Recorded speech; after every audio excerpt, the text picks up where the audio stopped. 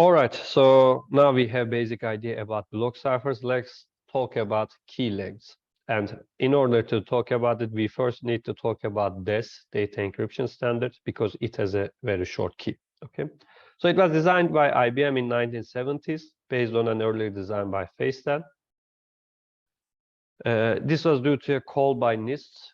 At that time, NIST had a different name, but anyway, they asked for a block cipher to be used in federal uses, and IBM submitted a block cipher to them, and NSA tweaked the algorithm by changing its S boxes, and then it became a standard. But the problem is that key length is 56 bits. But actually, IBM used block ciphers where the key length was 128 bits. Actually, this was somewhat reduced by NSA, which actually allowed them to perform brute force attacks, because at that time, they had supercomputers and not other nations had that. Okay, so a block size is 64 bits, key length 56 bits, and it consists of 16 rounds, since it is designed by a Feistel. So it is a Feistel cipher.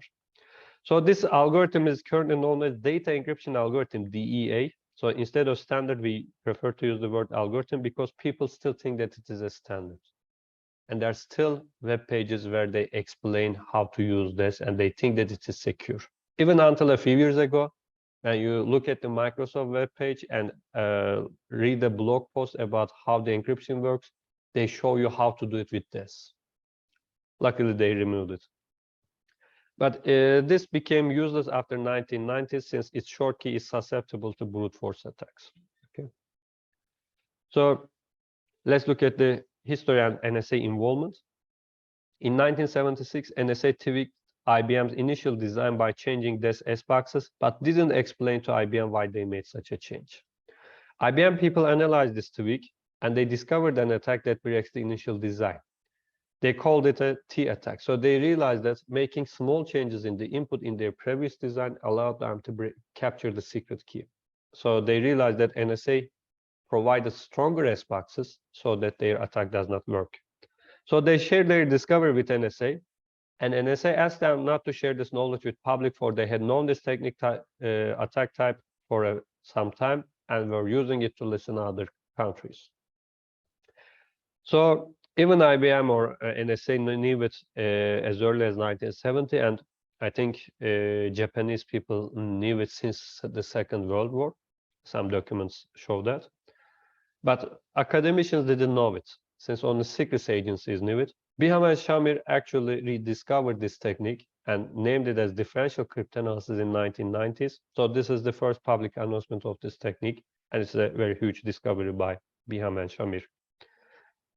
Main idea in differential cryptanalysis is to find a weakness so that a small change in the input provides an anticipated change in the output with high probability. So as you can see, it is a statistical attack because I'm talking about probabilities. So this is why I always like frequency analysis, to understand this kind of modern statistical techniques. So design is Feistel, as you can see. Right part is applied to round function and XOR with the left part. The key schedule is somewhat simple. You perform some permutation on the key bits, some rotations, and then the permutations again, and provide round keys. As you can see, there are 16 rounds here. You perform initial permutation and final permutation, but it is not important for the security. And the round function consists of expansion of the input, then key XOR, then performing some S boxes and permutation operation again, which we will see in detail next week. But I told you that the 56-bit key is short. Why it is short? So an attacker that captures a single cipher text can try to decrypt it with every possible key to check if it provides a meaningful plain text, right? So if you use a 56-bit key, then this means that in the worst case scenario, you have to try 2 to the 56 keys. So the question is, how long does it take, right? So I will answer it in a minute. Such an attack is called exhaustive search or brute force attack. Exhaustive search is a generic attack. So in other words, it is valid for every cipher. It doesn't matter how good you design it. I'm talking about the key length here, right? I'm not talking about the design itself. So you can break every cipher with brute force attack. So this is why you have to choose a long key, but the question is how long it should be. So for a key-bit keyed cipher, the attacker is required to perform at most 2 to the k encryptions or decryptions, depending on if you are attacking from the plain text or the ciphertext. Thus, security of a block cipher is upper bounded by exhaustive search, in other words, 2 to the k encryptions. This quantity is referred to as time complexity. So when I say 128-bit security, I'm saying that the brute force attacks that takes 2 to the 128 encryptions. Okay. I will show some GPU results in a minute, but before that, let's see how this was broken in different techniques. So Biham and Shamir provided the first theoretical attack using the differential cryptanalysis on this. So when they discovered differential cryptanalysis, they break other non-ciphers in a very fast way, some of them. But they couldn't break this in a fast way. It was surprising that then we understand this is because NSA knew the technique and, change the S-boxes. So we call it a theoretical attack because this attack requires 2 to the 47 chosen plain text to be captured, which is unrealistic because you have to listen to the communication, capture a lot of chosen plain text and corresponding ciphertext.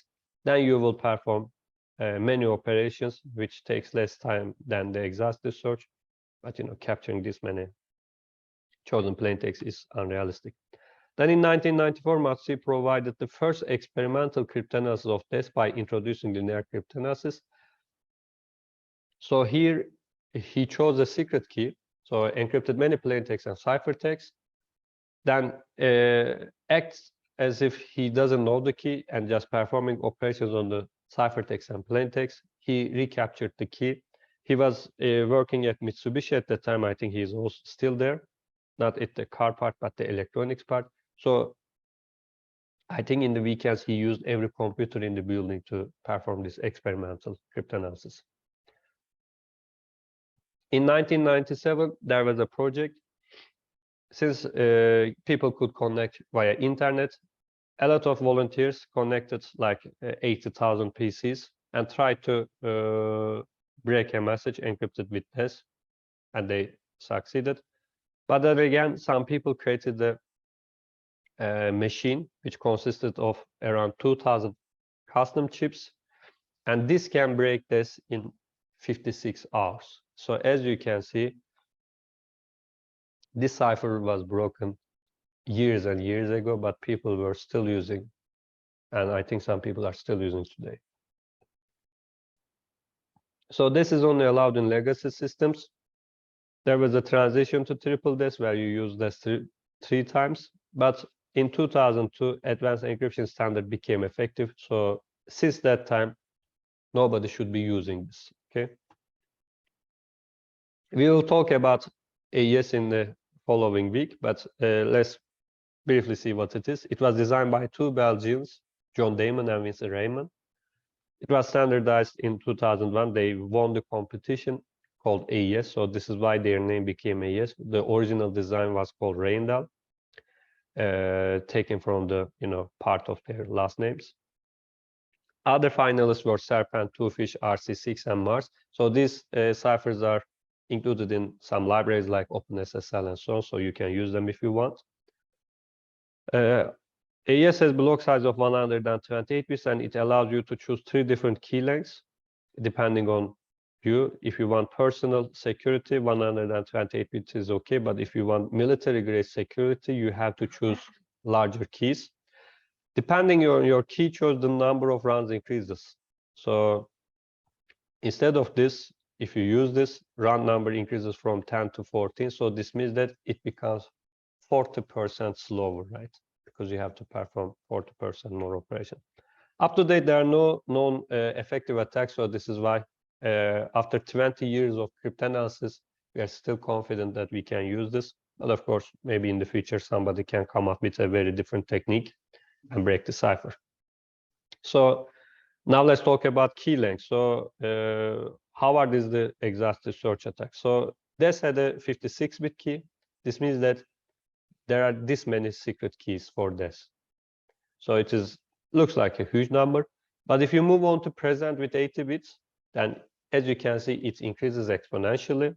If you move on to AES, now the space becomes this. If you choose 198 2-bit key, it becomes this, and this is 2 to the 256. This number is somewhat similar to the number of atoms in the observable universe. Okay, so it is really huge. Don't expect anybody to perform that many operations. Even if the technology improves so fast that you can perform exhaustive search on AES-128 in 1 second. Assume that you have that capability. It takes 1 second to try this many keys. Then 2 to the 56 will still be secure because in a year you have like 2 to the 24 or something seconds. So it will take again 2 to the 150 years or something. As you can see, jumping from here really gives you an exponential security. So how do you perform the exhaustive search? You can always use CPUs because it is the easiest thing that you can get. Everybody has computers, laptops, smartphones, tablets come with many core CPUs. But GPUs are designed for parallel operations, so you can get sometimes more than 100 faster results than CPUs. This is why for cryptocurrency mining and so on, people use GPUs. Then you can perform these operations on FPGAs if you know how to do it. This requires a little bit more knowledge. You can simply buy CPUs and GPUs from the market, but FPGAs is somewhat more complicated. But if you have a very good optimization on FPGAs, you can go to a factory and burn it into silicon and obtain dedicated hardwares, which will perform a lot of operations which consuming a lot less energy. So this is why Bitcoin miners are using ASICs. That is the main idea. So on a modern GPU, it is possible to try 2 to the 33 keys in a second for many block ciphers. It depends on the cipher design, it depends on your implementation, but I generally obtain this kind of results. So let's look at an example. For instance, if you are using this or triple this, I use many GPUs and realize that I can try this many keys in a second. So this is actually this is the GPU I'm using on this Ultrabook. So it's something very simple, but this number is really huge compared to CPUs. Okay, so GPUs are really getting faster and faster, and currently I think 4070 or 90 just available right now. And in the previous GPUs, we had like a few hundred cores. Now having 10,000 cores on the GPU became something normal. Okay, this is why we are getting better results every day. So if you go to present, since it has more rounds, my optimizations are slower compared to this, but I still can perform 2 to the around 31 operations in a second.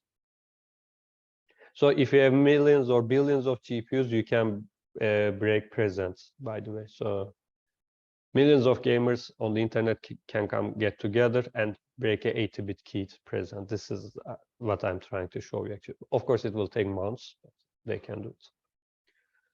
In AES, I get better performance because it has less round, and I found some optimization techniques for GPUs. In a very 2 generations older GPU, I can try this many keys in a second. As you can see, using short keys like 56-bit or 80-bit key is not good enough today, but using 128-bit currently beyond our reach.